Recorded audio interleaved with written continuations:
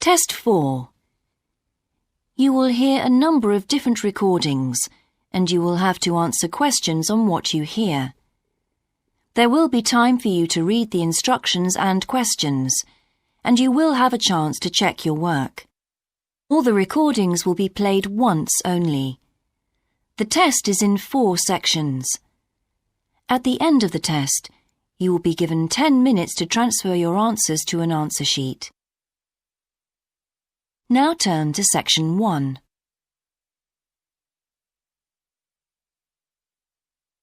Section 1. You will hear a man telephoning to ask about a job in a hotel.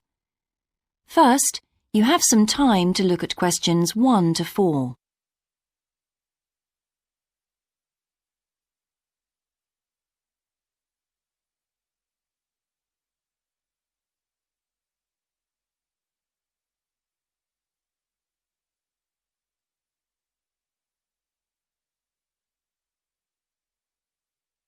You will see that there is an example that has been done for you. On this occasion only, the conversation relating to this will be played first. Hello, West Bay Hotel. Can I help you? Oh, good morning. I'm ringing about your advertisement in the Evening Gazette. Is that the one for temporary staff? That's right. The advertisement is for temporary staff, so temporary has been written in the space. Now we shall begin. You should answer the questions as you listen, because you will not hear the recording a second time. Listen carefully and answer questions 1 to 4. Hello, West Bay Hotel. Can I help you? Oh, good morning.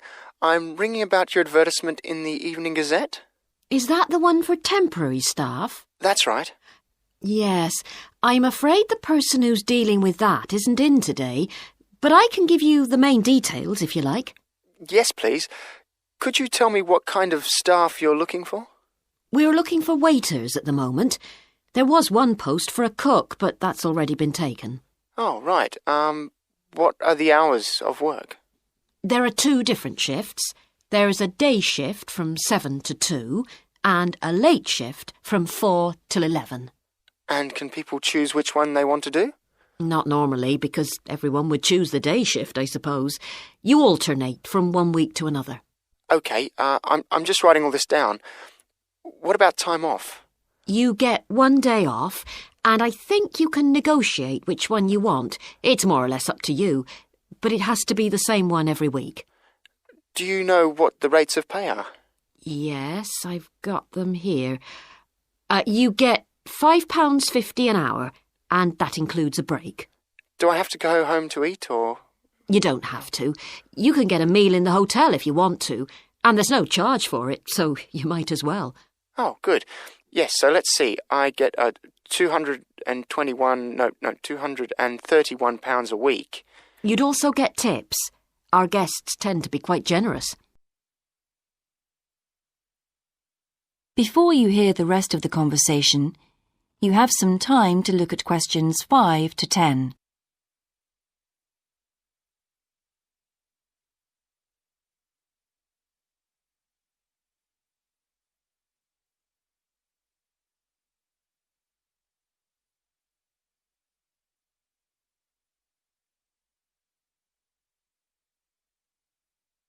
Now listen and answer questions 5 to 10.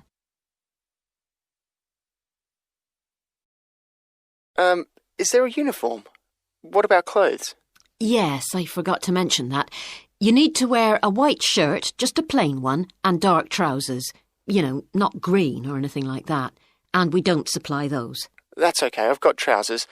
I just have to buy a couple of shirts. What about anything else? Do I need a waistcoat or anything? You have to wear a jacket, but the hotel lends you that. I see. One last thing. I don't know what the starting date is. Just a minute.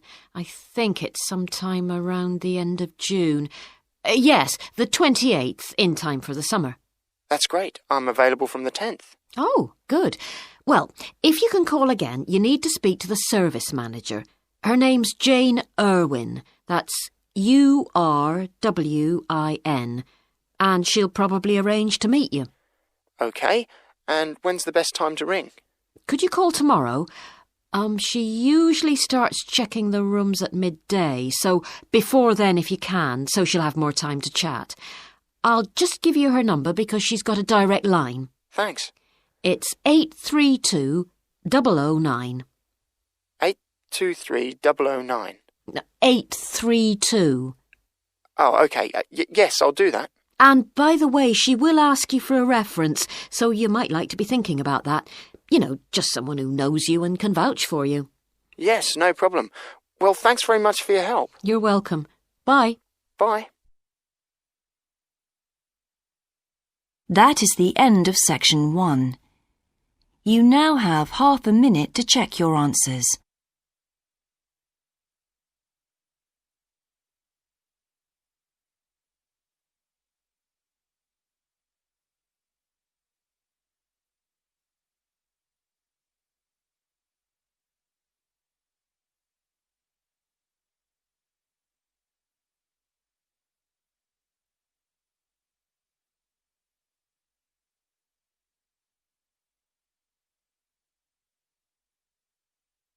Now turn to section 2.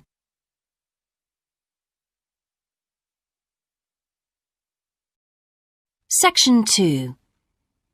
You will hear a man being interviewed on local radio about a plan to improve a suburb called Red Hill. First, you have some time to look at questions 11 to 13.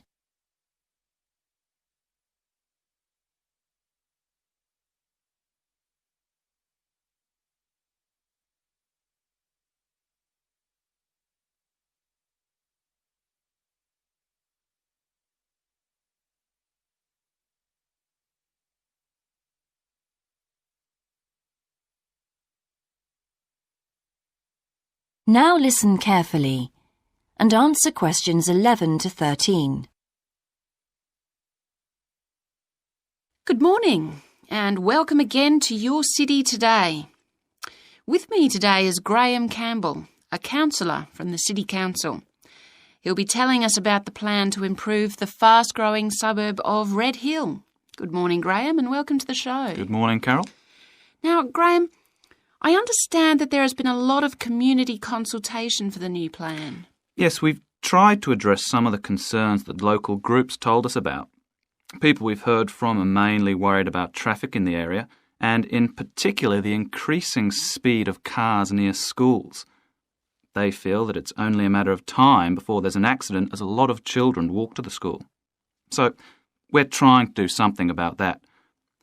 Another area of concern is the overhead power lines. These are very old and a lot of people we spoke to asked if something could be done about them. Well, I'm happy to report that the power company have agreed to move the power lines underground at a cost of $800,000. I think that will really improve the look of the area as well as being safer. That's good to know. But will that mean an increase in rates for the local businesses in that area? Well, the power company have agreed to bear the cost of this themselves after a lot of discussion with the council. This is wonderful news, as the council now has some extra funds for us to put into other things like tree planting and artwork. Before you hear the rest of the interview, you have some time to look at questions 14 to 20.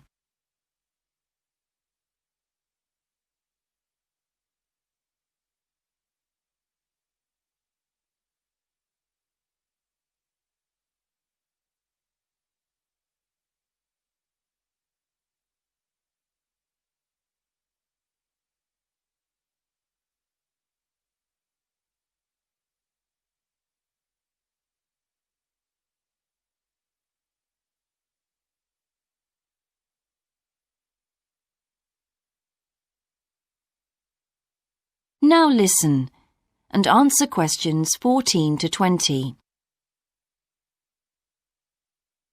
Now, we've also put together a map which we've sent out to all the residents in the area. And on the map we've marked the proposed changes. Firstly, we'll plant mature pine trees to provide shelter and shade just to the right of the supermarket in Days Road. In order to address the traffic problems, the pavements on the corner of Carberry and Thomas Street will be widened. This will help to reduce the speed of vehicles entering Thomas Street. We think it's very important to separate the local residential streets from the main road, so the roadway at the entrance to Thomas Street from Days Road will be painted red. This should mark it more clearly and act as a signal for traffic to slow down. One way of making sure that the pedestrians are safe is to increase signage at the intersections. A Keep Clear sign will be erected at the junction of Evelyn Street and Hill Street to enable traffic to exit at all times. Something we're planning to do to help control the flow of traffic in the area is to install traffic lights halfway down Hill Street where it crosses Days Road. Now, we haven't only thought about the cars and traffic, of course. There's also something for the children.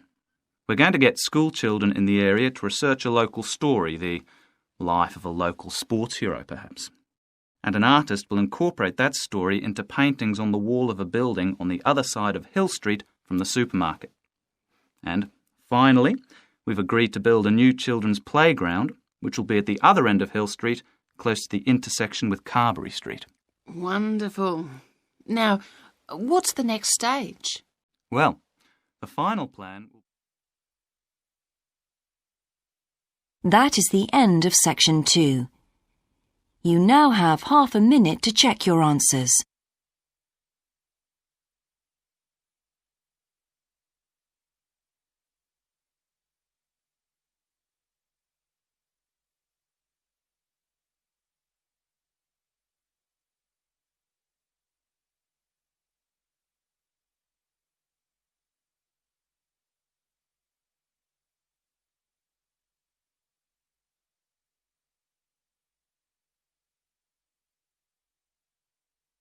Now turn to section 3.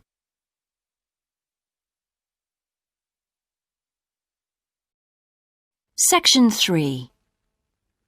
You will hear two students called Dan and Jeannie discussing their studies at university. First, you have some time to look at questions 21 to 26.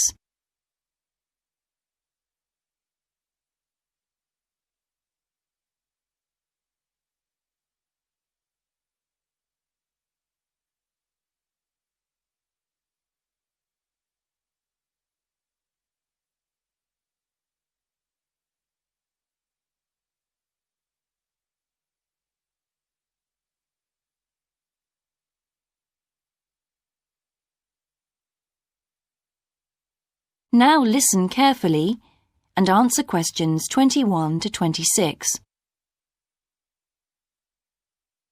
Hi Jeannie, how's it going? Oh, hello Dan. Pretty well, thanks. Have you managed to get the money for the course yet? Yes, that's all sorted out now, thanks. It took long enough though. It was practically a year ago that I applied to my local council for a grant, and it took them 6 months to turn me down. That's really slow. And I thought I was eligible for government funding, but it seems I was mistaken. So then I asked the boss of the company I used to work for if they would sponsor me, and much to my surprise, he said they'd make a contribution. But what about college grants and scholarships? There must be some you could apply for. Yes, there are, but they're all so small that I decided to leave them until I was desperate. And in fact, I didn't need to apply. My parents had been saying that as I already had a job, I ought to support myself through college. But in the end, they took pity on me, so now I've just about got enough. That's good. So now I can put a bit of effort into meeting people. Haven't had time so far. Any suggestions? What about joining some college clubs? Oh, right. You joined several, didn't you? Yes. I'm in the drama club. It's our first performance next week, so we're rehearsing frantically, and I've got behind with my work, but it's worth it. I'm hoping to be in the spring production too. I've never liked acting. Are you doing anything else? I enjoyed singing when I was at school, so I joined a group when I came to college. I don't think the conductor stretches us enough though, so I'll give up after the next concert. And I also joined the debating society. It's fun, But with all the rehearsing I'm doing, something has to go, and I'm afraid that's the one. Do you do any sports? Yes, I'm in one of the hockey teams. I'm not very good, but I'd really miss it if I stopped. I decided to try tennis when I came to college, and I'm finding it pretty tough going. I'm simply not fit enough. Nor me. I think I'll give that a miss. I'm hoping it'll help me to build up my stamina, but it'll probably be a long haul. Good luck. Thanks. How are you finding the course? I wish we had more seminars. What? I'd have thought we had more than enough already. All those people saying clever things that I could never think of. It's quite interesting, but I wonder if I'm clever enough to be doing this course. I find it helpful to listen to the other people. I like the way we're exploring the subject and working towards getting insight into it. How do you get on with your tutor? I don't think I'm on the same wavelength as mine, so I feel I'm not getting anything out of the tutorials. It would be more productive to read a book instead. Oh, mine's very demanding. She gives me lots of feedback and advice, so I've got much better at writing essays. And she's helping me plan my revision for the end-of-year exams. Do tell me, I always struggle with revision. Before you hear the rest of the discussion, you have some time to look at questions 27 to 30.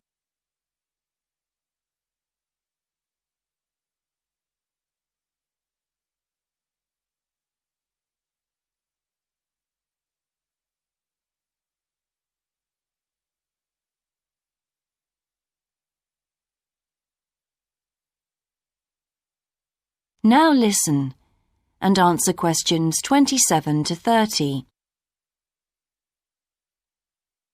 Well, the first thing is to find out exactly what's required in the exams. Would it help to get hold of some past papers? Yes, they'll help to make it clear. Right, I'll do that. Then what? Then you can sort out your revision priorities based on what's most likely to come up. I put these on a card and read them through regularly. But that isn't enough in itself. You also need a timetable to see how you can fit everything in the time available. Then keep it in front of you while you're studying. I've done that before, but it hasn't helped me. Maybe you need to do something different every day. So if you break down your revision into small tasks and allocate them to specific days, there's more incentive to tackle them. With big topics, you're more likely to put off starting. Good idea. And as I revise each topic, I write a single paragraph about it.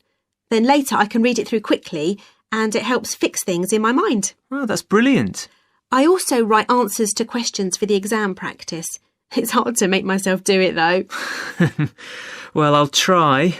Thanks a lot, Jeannie. That's a great help. No problem. See you around. Bye. That is the end of section 3. You now have half a minute to check your answers.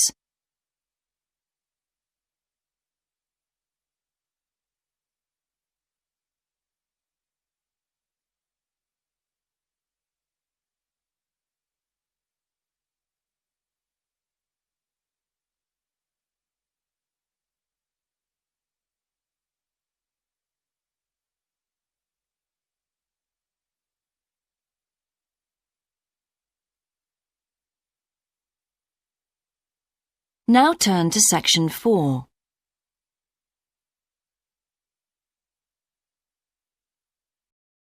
Section 4. You will hear a lecturer giving a talk about Australian rock art to a group of archaeology students. First, you have some time to look at questions 31 to 40.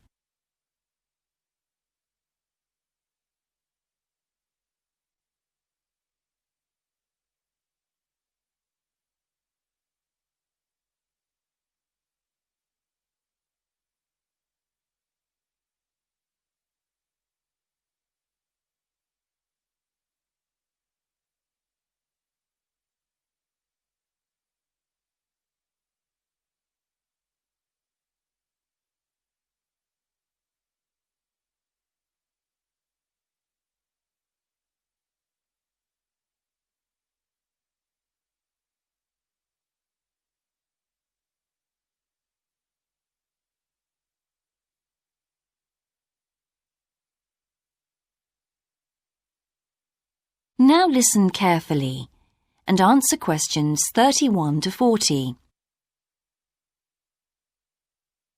Good morning, everyone. I've been invited to talk about my research project into Australian Aboriginal rock paintings. The Australian Aborigines have recorded both real and symbolic images of their time on rock walls for many thousands of years. Throughout the long history of this tradition, new images have appeared and new painting styles have developed. And these characteristics can be used to categorise the different artistic styles. Among these are what we call the dynamic, yam, and modern styles of painting. One of the most significant characteristics of the different styles is the way that humans are depicted in the paintings. The more recent paintings show people in static poses, but the first human images to dominate rock art paintings over 8,000 years ago were full of movement. These paintings showed people hunting and cooking food, and so they were given the name dynamic to reflect this energy. It's quite amazing considering they were painted in such a simple stick-like form. In the yam period, there was a movement away from stick figures to a more naturalistic shape. However, they didn't go as far as the modern style, which is known as X-ray because it actually makes a feature of the internal skeleton as well as the organs of animals and humans. The yam style of painting got its name from the fact that it featured much curvier figures that actually resemble the vegetable called a yam, which is similar to a sweet potato. The modern paintings are interesting because they include paintings at the time of the first contact with European settlers. Aborigines managed to convey the idea of the settlers' clothing by simply painting the Europeans without any hands, indicating the habit of standing with their hands in their pockets. Size is another characteristic. The more recent images tend to be life-size or even larger, but the dynamic figures are painted in miniature. Aboriginal rock art also records the environmental changes that occurred over thousands of years. For example, we know from the dynamic paintings that over 8,000 years ago, Aborigines would have rarely eaten fish, and sea levels were much lower at this time. In fact, fish didn't start to appear in paintings until the yam period, along with shells and other marine images.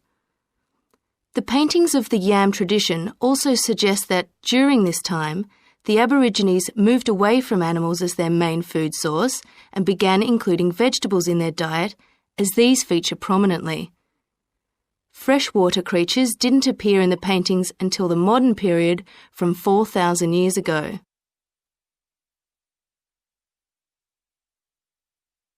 So these paintings have already taught us a lot.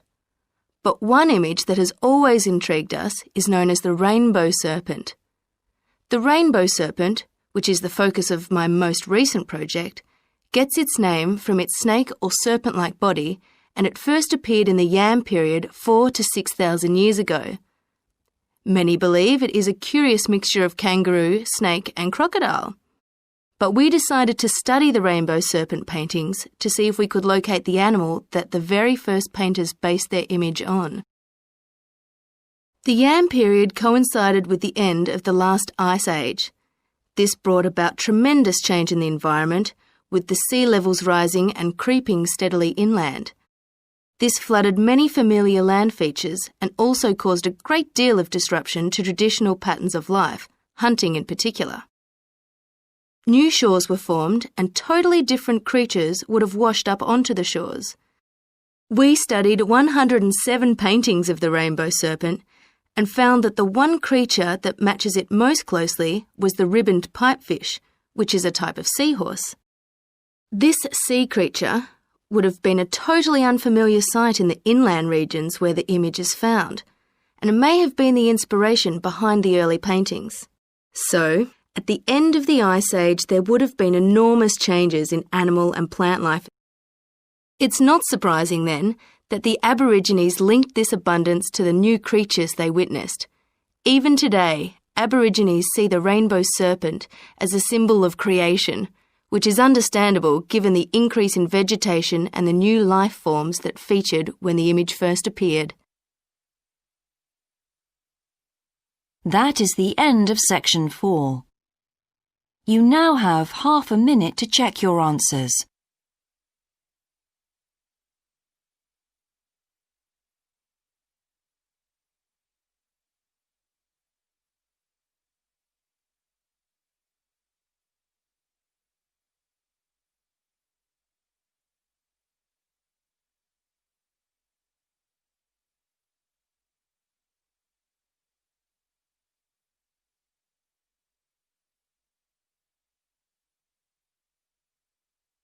That is the end of the listening test. In the IELTS test, you would now have 10 minutes to transfer your answers to the answer sheet.